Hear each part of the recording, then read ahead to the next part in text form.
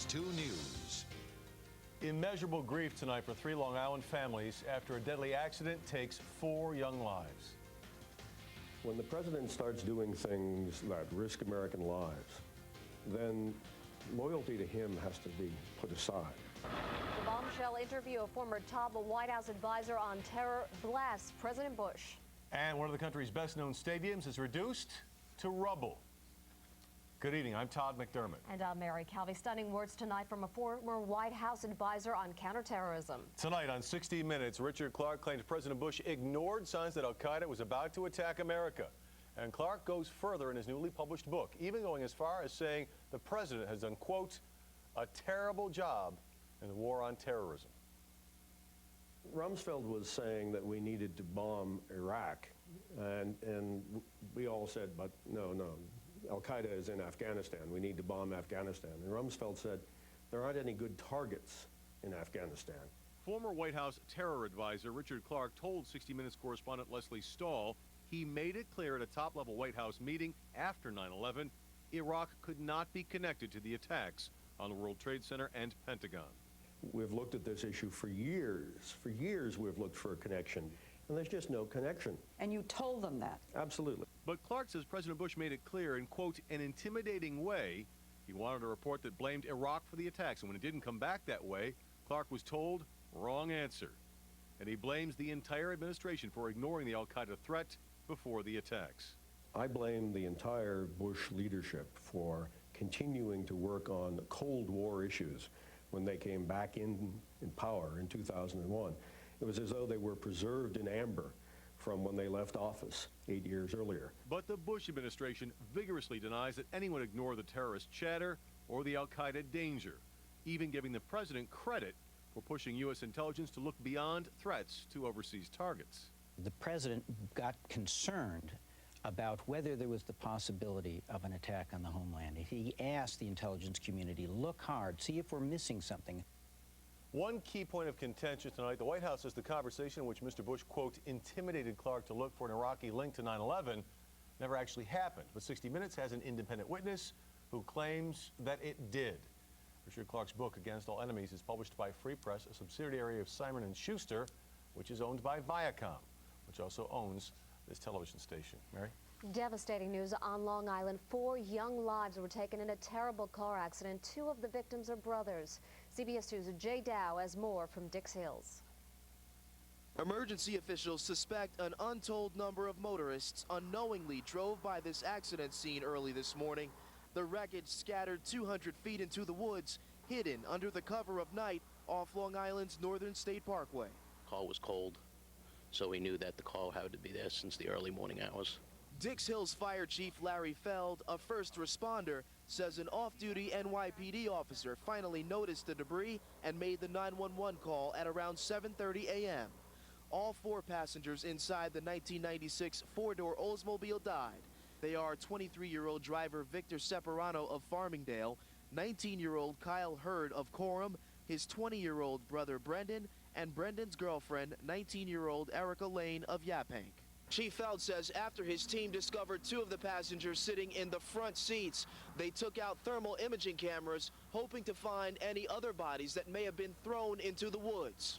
Minutes later, Chief Feld discovered the other 2 victims were actually in the back seat, their bodies crushed upon impact. New York State police officials say the car was most likely traveling at a high rate of speed when the driver failed to negotiate a left curve on what was a slick roadway.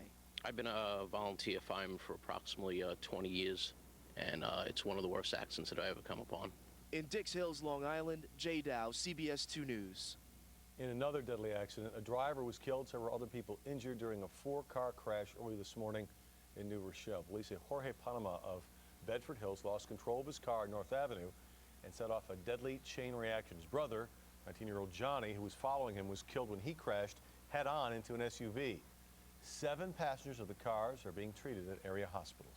Major developments in the Mideast tonight. Israeli gunships have reportedly attacked and killed the leader and founder of the terrorist group Hamas.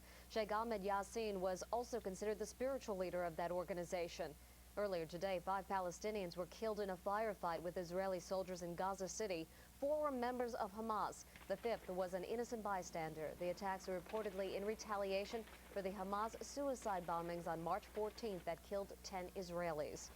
3 U.S. soldiers were killed in Iraq today. 2 of them died in a rocket attack in western Iraq.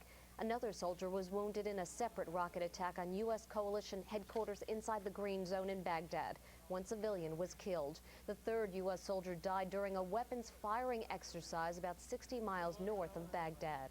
Some frightening words from al-Qaeda's number 2 man, Ayman al-Zawahiri. He reportedly told a Pakistani reporter today that his terror group paid $30 million for a nuclear bomb the size of a suitcase.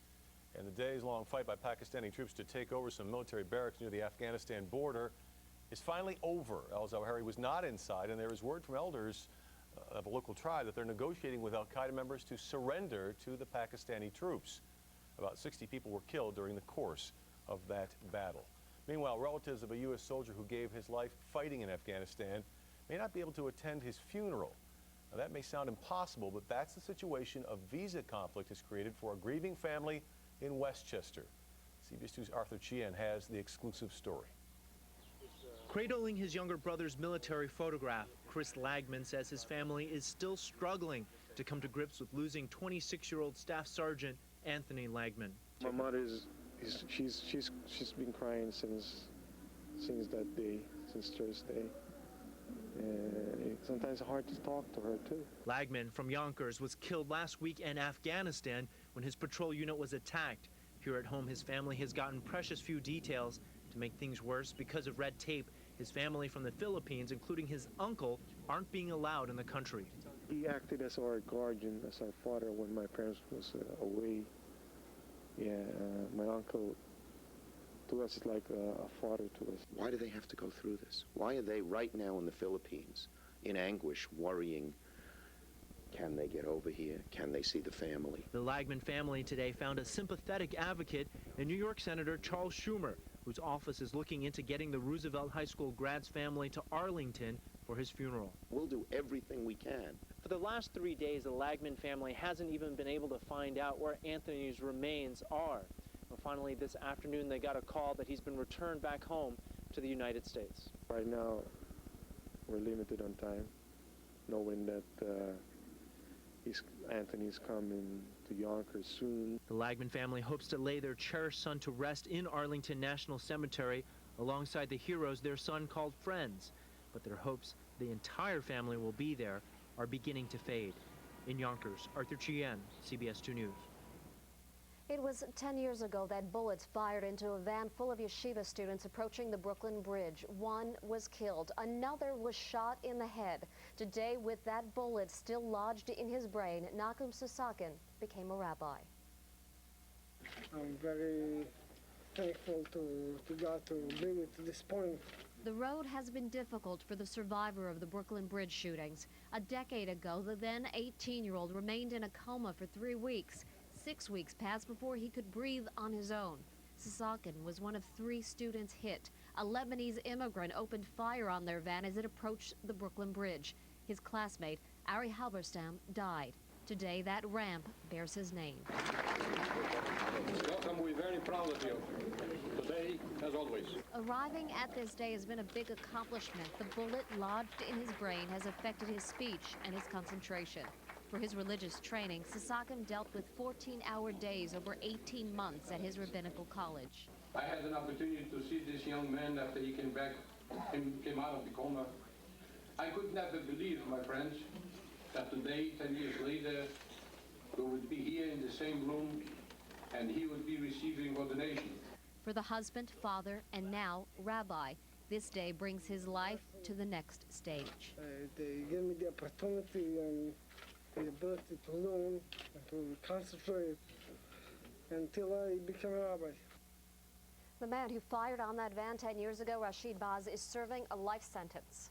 And you say the new rabbi's writing is quite astonishing. Absolutely beautiful.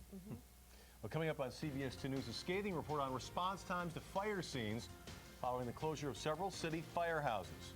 We'll also tell you why the city sees it differently.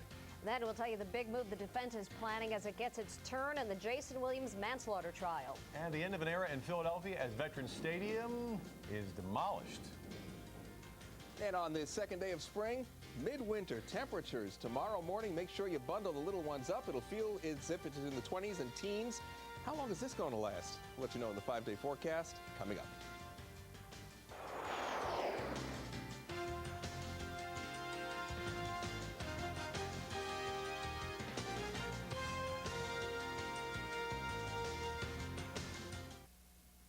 Jason Williams' manslaughter trial continues tomorrow, but the jury won't be in court. They're excused until Wednesday. Instead, the judge will hear arguments from Williams' lawyer to drop all charges against the former NBA star. Now, this is standard legal procedure, but it is unusual for a judge to set aside 2 days to hear those arguments from lawyers. If the request is denied, Williams' defense will begin Wednesday. A new report commissioned by State Assemblyman Jeff Klein shows fire department response times have gone up. Last May, Mayor Bloomberg closed 6 firehouses around the city. At the time, the fire commissioner said response time would increase by only 1 second.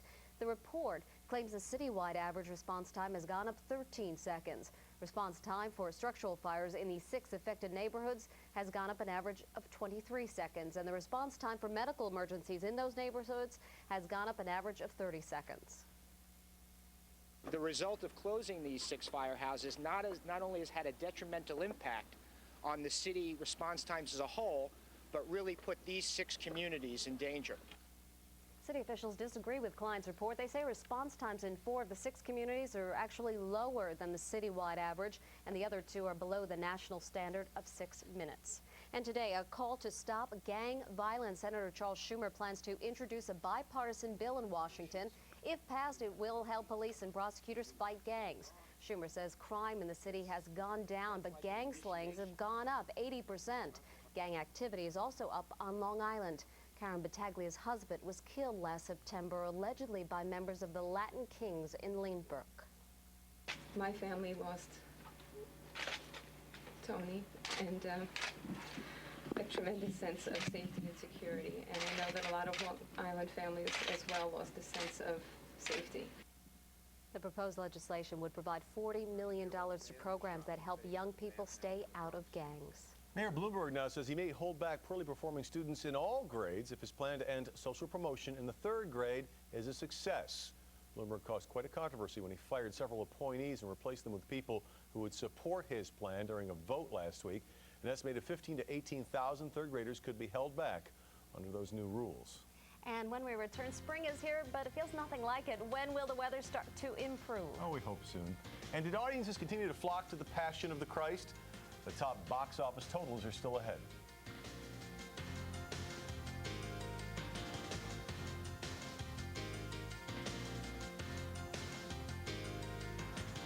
The dirtiest restaurants, the most sickening supermarkets, diners, delis, and salad bars that could put your health at risk. If you see dirty conditions where you eat or buy food, CBS 2 wants to know.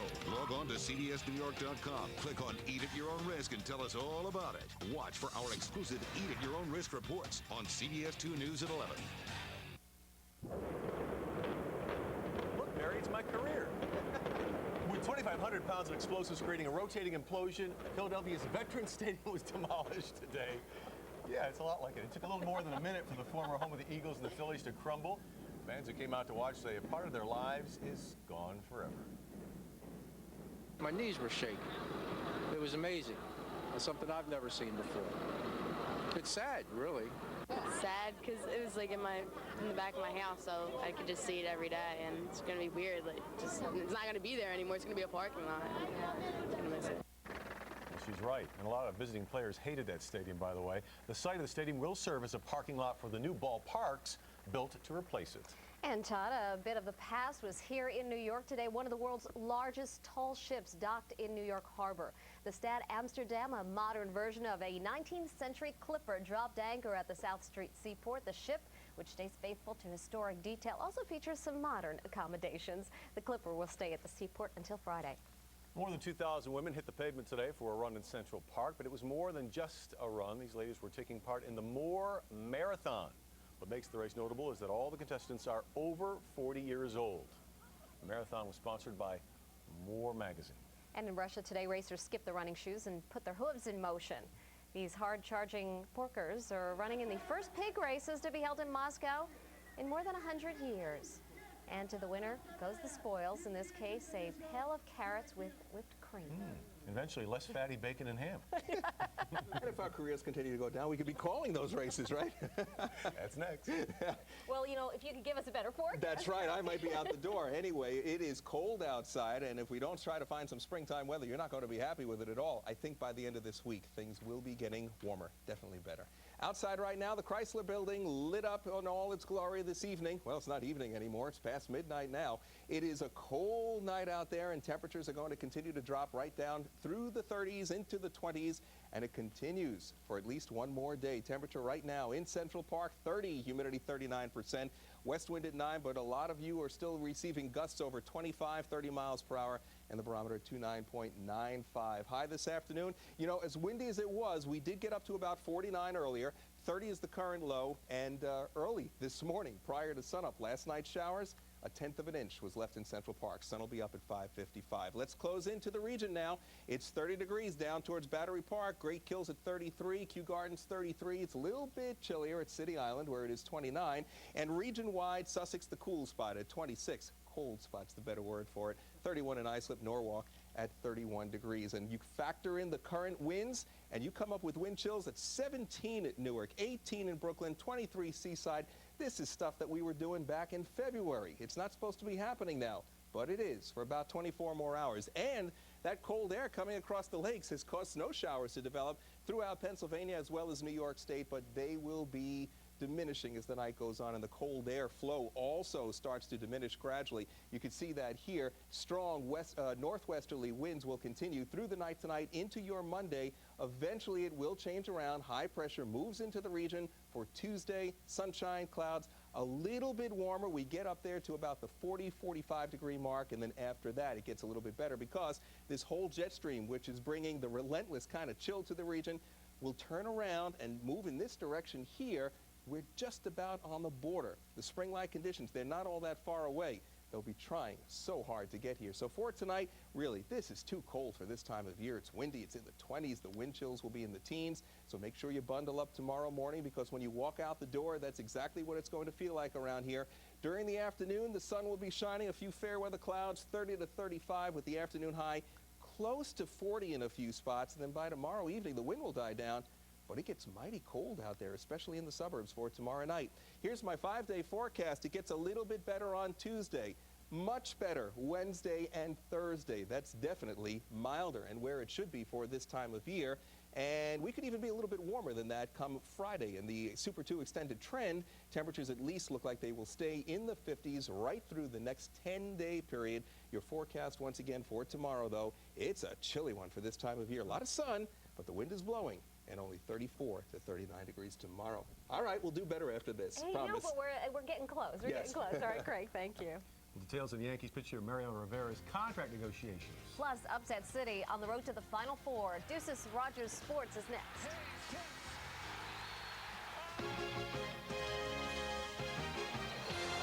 CBS 2 News, committed to serving your hometown with 3 bureaus to report the news in your neighborhood.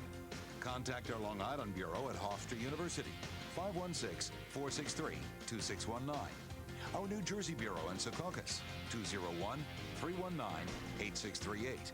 And if you live in the northern suburbs, call our Westchester Bureau at the Journal News Building in White Plains, 914-696-8293.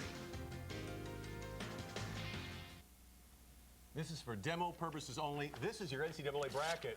Forget it. Another #1 seed goes down. This time it's Kentucky who's bitten by the upset bug. The Wildcats, the best team in the nation, taken out by the University of Alabama, Birmingham. UAB is in the Sweet 16. Tight game in the second half. Kentucky's Gerald Fitch hits a 3-pointer. He scores 17 points. The Wildcats are up 69-63. Down the stretch, Kentucky only up 1. Morris Finley gives it up, gets it back. His jumper puts UAB up 76-75 with 12 seconds to play. Kentucky with the final chance. The ball's in Fitch's hands to win it. No good. The tip-ins are off the mark as well. Top-seeded Kentucky is out, beaten by UAB 76-75. Pitt and Wisconsin. The Panthers are on the break. Chris Taft will finish it underneath. He's from Brooklyn. Pitt takes a 1-point lead. The Bronx represented as well. Carl Krauser with the ball, stutter step to the hoop in traffic. The Pitt Panthers advance to the Sweet 16 with this 59-55 victory. The Yankees and closer Mariano Rivera are close to a new contract. It could be worth as much as $33 million over 3 years. Yanks and Devil Rays from Tampa, A-Rod, Derek Jeter, and Gary Sheffield enjoying the warm weather. I've forgotten what that feels like, Craig. What a game for Hideki Matsui. 3 for 3 today with 3 RBIs. Picks up 2 here on this home run at dead center. The Yankees lead 2-1. The Yanks score 4 runs in the 6th inning. Bubba Crosby's bloop just falls in. 2 more across the plate. The Yankees win easily, 7-2. The Mets face the Dodgers again today. A familiar face back with the team, bench coach Don Baylor. He was away while getting treatment for bone marrow cancer. Happy to report he is now cancer-free. First inning, Mike Piazza looking good at first base. Dave Roberts grounded to first. Piazza makes the grab, makes the throw to get the out. Same inning, Bubba Trammell, the former Met and Yankee, takes Aaron Heilman deep to left field. That baseball is not coming back. It's 1-0 L.A. Bottom of the 2nd inning, runners on 2nd and 3rd for Eric Snead. Here comes the throw home. Jason Phillips caught in the rundown. He will eventually be tagged out. The Mets lose this game 4-1. Hockey, at this point, the Islanders are barely in the playoff picture. Today, a tall order, the best in the East. The Tampa Bay Lightning, first period, no score. Aaron Asham sets up Mark Parrish. This is Parrish's 17th goal of the season. 1-0 Isles. Same count in the 3rd period. Michael Pekka skating down ice, a 2-on-1, too easy. The Islanders win 3-0. Rangers and Penguins tied at 2 in the 3rd period. Bobby Holik spins and shoots. The puck goes off a defender skating in. 3-2 Blue Shirts. The Pens would score to send the game into overtime. In OT, Alexei Morozov scores with 8 seconds left. Typical. The Rangers lose 4-3. Sports Wrap Live is moments away. Ahead on tonight's show, an interview with former Nets center Alonzo Mourning. He is still recovering from that kidney transplant surgery. Because of that, returning to the court is the furthest thing from Zoe's mind. The main thing I've been thinking about is just trying to get my strength back and to try to get my body to keep this particular kidney. You know, I don't want to go through that procedure again. You know, my doctors are extremely pleased with my progress thus far. Also on Sports Wrap Live, we will profile a Yankees top pitching prospect. This guy has a fastball that can hit 100 miles per hour. Got some heat. Okay, it's not even April 1st yet, so it's not an April Fool's Day joke. No, it's true. It's the real deal. All right, Deuces, thanks. And we'll be right back. Finally, tonight we check the weekend box office where zombies devoured the competition. Oh, the remake of Dawn of the Dead, the 1978 cult horror hit, scared up enough ticket sales to knock The Passion of the Christ from the top spot. Dawn of the Dead debuted with a $27.3 million total for the weekend. The 3-week reign of Passion may have come to an end. It did still manage to take in another $19 million, rounding out the top movies of the week, Taking Lives, followed by Starsky and Hutch and Secret Window.